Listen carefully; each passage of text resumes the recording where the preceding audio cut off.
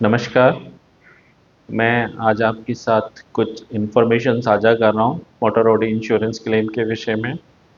और ये बहुत ही कॉमन विषय है और जिसे बहुत सारे आम लोग जब उनका मोटर ऑडी इंश्योरेंस क्लेम आता है तो इस समस्या को फेस करते हैं। उस विषय में ये आज का वीडियो है। और ये मैं खुद एक अप्रूव्ड सर्वेयर हूँ, जो मैंने आईआरडीए से लाइसेंस लिया। 20 साल से ज़्यादा समय हो गए मुझको। और 20 वर्ष से ज़्यादा समय से मैं एक अप्रूव्ड सर्वेयर के तौर पे काम कर रहा हूँ। और वर्तमान में मैं जो वैसे मैंने अपना जो बड़ा हिस्सा है वो जो गवर्नमेंट सेक्टर की जो पीएसयू जनरल इंश्योरेंस कंपनीज हैं उनके लिए मोटर ओडी क्लेम्स के लिए सर्वे कार्य किया है। और फिलहाल मैंने वो लगभग 3-4 साल से वो मैंने बहुत बंद सा ही कर दिया है। सिर्फ एक कंपनी के लिए बहुत थोड़ा सा करता हूँ। अदरवाइज मैं इंश्योर्ड के लिए ये काम करता हूँ। और इंश्योर्ड के लिए काम करने में ख़ास तौर से मैं उन उन लोगों के साथ खड़ा होता हूँ जिनके साथ कुछ गलत हो रहा होता है, अन्याय हो रहा होता है।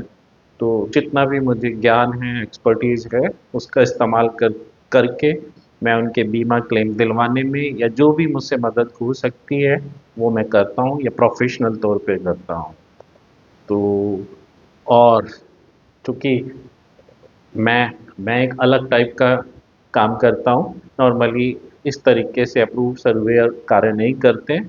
करते हैं, बहुत कम संख्या में करते हैं, लेकिन ये भी सच है कि करते हैं। इंश्योर्ड के लिए भी सर्विसेज करते हैं, ऐसा मैं ही अकेला नहीं हूँ, लेकिन बहुत काम है। तो जो अप्रूव सर्वेयर प्रोफेशन है ये मतलब बहुत ही इंश्योर जो ये क्लेम्स हैं, जनरल इंश्योरेंस क्लेम जिनमें जिनमें इनकी रिपोर्ट मैंडेटरी होती है, जिससे इंश्योरेंस कंपनी बीमा क्लेम सेटल करती है। या यूं कहें कि इंश्योरेंस एक्ट में जो मैंडेटरी रिक्वायरमेंट रखी गई है अप्रूव सर्वेयर की सर्वे रिपोर्ट की क्लेम सेटलमेंट के लिए, तो ये प्रोफेशन बहुत इम्पोर्टेंट है। लेकिन इस प्रोफेशन में अभी थोड़ी गिरावट आ रही है और बड़े बदलाव के दौर से गुजर रहा है। कुछ गिरावट की वजह दक्षता की कमी है, और कुछ ये है कि जो बीमा कंपनी जो अप्रूव सर्वेयर को अपॉइंट करती हैं, जो काम देती हैं, जो रोज़गार अर्जन देती हैं, वो अप्रूव सर्वेयर की कार्यशैली को मतलब एक तरीके से जकड़ लेती हैं या कंट्रोल कर लेती हैं। और अप्रूव सर्वेयर एक पपेट की भूमिका में आ जाता है। तो ऐसा बहुत होता है और यह वर्तमान में बहुत हो रहा है। और चूंकि काम अप्रूव सर्वेयर को बीमा कंपनी से मिलता है तो वो जनरली उनके साथ या उनका हित ज़्यादा देखने लगता है। ये बहुत एक कॉमन सा मतलब एक फिनोमिना है और बहुतायत में है। और जो इसका जो खामियाजा है वो आम बीमा धारक को उठाना पड़ता है। जिस मुख्य उद्देश्य के साथ अप्रूव्ड सर्वेयर प्रोफेशन की ज़रूरत इंश्योरेंस एक्ट में रखी गई थी, तो वो वजह जो है धूमिल हो जाती है या यूं कहिए कि तार तार हो जाती है। तो मैं इसी को दो एग्जाम्पल आपके साथ साझा करूंगा। नंबर एक जो एग्जाम्पल है वो साल्वेज डिडक्शन, यानी मोटर ऑडी इंश्योरेंस क्लेम में जो साल्वेज यानी जो पार्ट्स नए डालते हैं और जो पुराने पार्ट बच जाते हैं उनको सैल्वेज बोलते हैं या स्क्रैप भी बोल सकते हैं। तो उसके लिए उसको सैल्वेज या उसका जो वैल्यू है उसे सैल्वेज वैल्यू, और उसके लिए जब एक इंश्योर्ड के क्लेम से अमाउंट डिडक्ट कर देना, काट देना, उस विषय में ये वाला पहला मेरा पॉइंट है। तो आज मुझे साहब एक कानपुर से एक साहब का फ़ोन आया, उनका पहले भी आया था मेरे पास। उनका व्हाट्सअप में मैसेज आया। तो उन्होंने मुझे पहले व्हाट्सअप मैसेज आया और उन्होंने मुझसे पूछा, साहब उन क्या क्लेम में साल्वेज डिडक्शन जो है, साल्वेज वैल्यू डिडक्शन वो कंपलसरी है? तो मैंने कहा नहीं साहब, बिल्कुल भी नहीं है। फिर उन्होंने मुझे बताया कि साहब जो उनके सर्वेयर साहब हैं, जो जो उनका क्लेम डील कर रहे हैं, उन्होंने कहा कि साहब एक अमाउंट 5% के करीब उन्होंने, वैसे एग्जैक्ट तो नहीं बताया, कि 5% जो है अमाउंट क्लेम, जो भी क्लेम, जो भी अमाउंट है टोटल बिल का, उसका 5% साल्वेज के नाम पर कटेगा। तो और उनका बिल लगभग 1,65,000 रुपये के आसपास था, यानी कि अगर 5% माने तो लगभग 8 सवा 8 हज़ार रुपये, सवा 8 हज़ार रुपये के करीब उनका साल्वेज के नाम पे डिडक्शन होना था। तो मैंने कहा ऐसा तो कोई नियम नहीं है, इंश्योरेंस पॉलिसी कॉन्ट्रैक्ट में कहीं भी नहीं लिखा हुआ कि साल्वेज डिडक्शन होगी। बीमा कंपनी अलबत्ता उस, चूंकि ये जो इंश्योरेंस पॉलिसी है कि इंडेमनिटी का कॉन्ट्रैक्ट है, और इंडेमनिफिकेशन की जिम्मेदारी बीमा कंपनी की है, या यूं कहिए कि क्लेम सेटलमेंट की जिम्मेदारी बीमा कंपनी की है। और प्रिंसिपल ऑफ इंडेमनिटी के अनुसार इंश्योरेंस कंपनी को क्लेम इंडेमनीफाई करना है। तो अगर बीमा कंपनी चाहे तो वो आपसे साल्वेज वर्कशॉप से ले सकती है और उसको बेच के आपके क्लेम की भरपाई कर दे। लेकिन आपके क्लेम अमाउंट से वन साइडेड ऐसे 5% साल्वेज अमाउंट जो डिडक्शन है, ये नहीं कर सकती, ये सही नहीं है, नियम अनुसार गलत है। उन्होंने कहा साहब इसके लिए कोई इन रिटर्न कुछ प्रूफ मिलेगा? मैंने कहा वैसे तो कॉन्ट्रैक्ट ही है, आप कॉन्ट्रैक्ट में देख लीजिए, कहीं लिखा ही नहीं है, और इंडेमनिफिकेशन की जिम्मेदारी बीमा कंपनी की है। लेकिन फिर भी मैं आपको सबूत भी देता हूँ। तो मैंने अभी 2024 में आईआरडीआई में एक मास्टर सर्कुलर इशू किया है, जो प्रोटेक्शन ऑफ पॉलिसी होल्डर्स के लिए, इंटरेस्ट के लिए था। तो उसमें जो गाइडलाइंस है क्लेम सेटलमेंट्स की, जनरल इंश्योरेंस क्लेम सेटलमेंट्स के लिए, तो उसमें साल्वेज डिडक्शन के लिए लिखा है कि ये बीमा धारक के क्लेम से नहीं काटा जाएगा।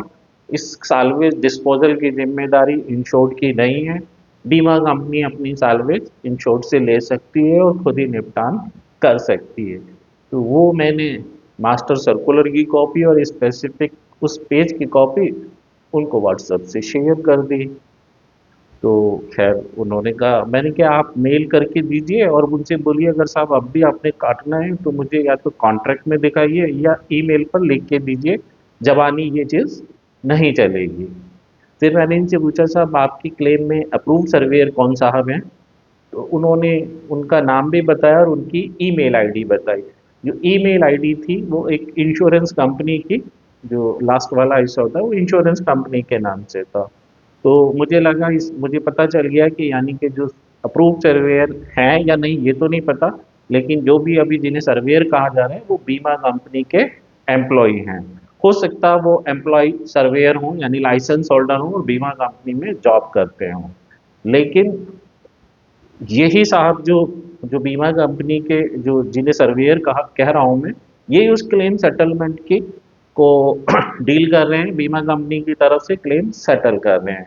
यानी कि क्लेम सेटल, बीमा कंपनी का क्लेम सेटलमेंट मैनेजर, और यदि ये अप्रूव्ड सर्वेयर तो अप्रूव्ड सर्वेयर एक ही व्यक्ति है।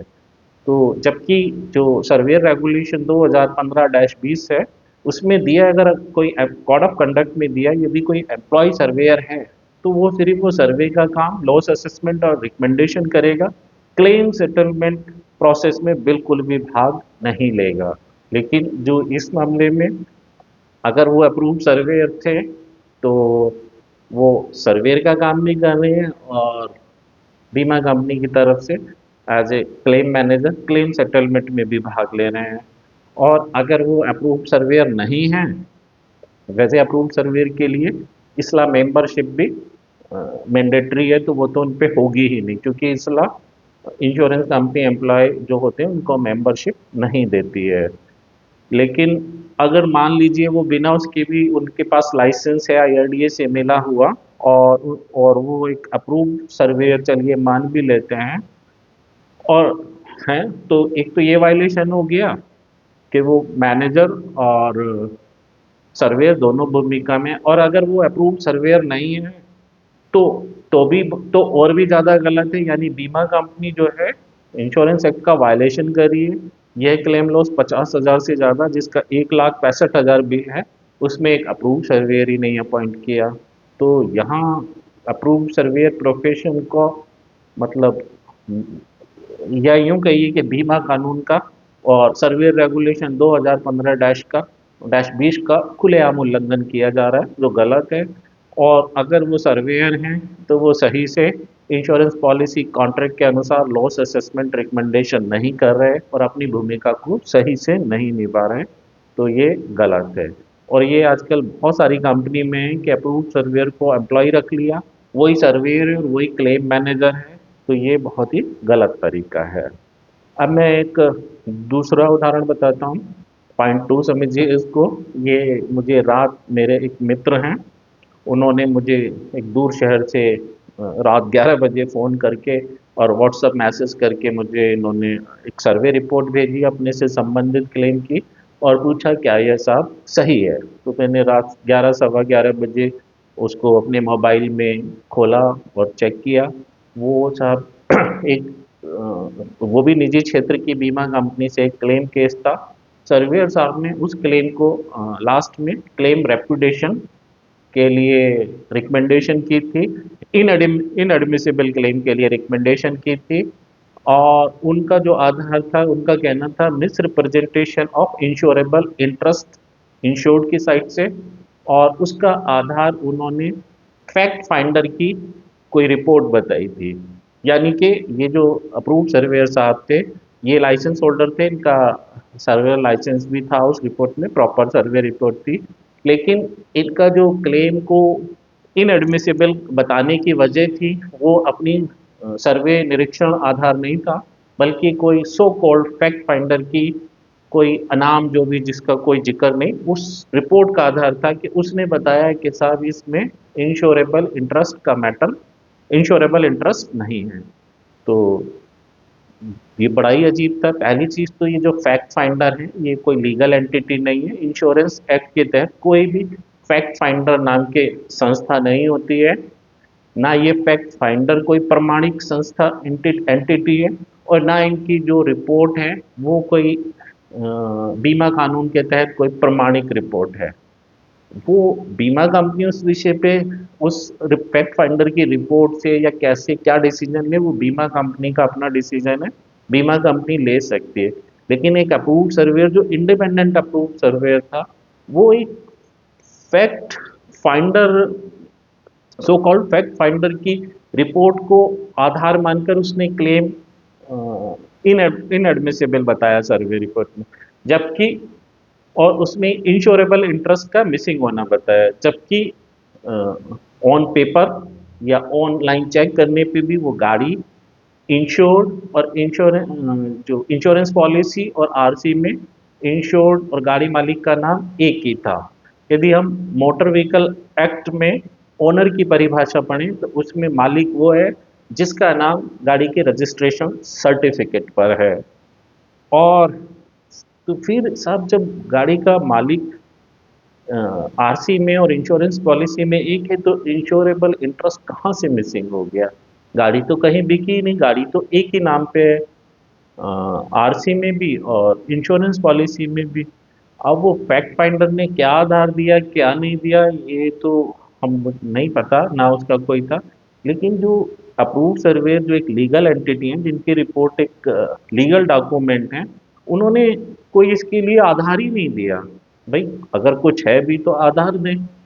तो ये जो रिपोर्ट थी बहुत अजीब थी, और या यूँ कहिए ब्लो स्टैंडर्ड थी, चूँकि आप अपने सर्वे इंस्पेक्शन के आधार पे आप क्लेम को एडमिसेबल या इनएडमिसेबल नहीं बता रही, फैक्ट फाइंडर की रिपोर्ट के बेसिस पे बता रहे हैं, जो प्रमाणिक नहीं है। जबकि प्रमाणिक एक अप्रूव्ड सर्वेयर की रिपोर्ट होती है, और एक बीमा कानून में अप्रूव्ड सर्वेयर को क्लेम एडमिसिबिलिटी पे रिकमेंडेशन करने के लिए रखा जाता है, जो रिकमेंडेशन करे और फिर बीमा कंपनी उससे सहमत असहमत होकर जो भी क्लेम पर डिसीजन।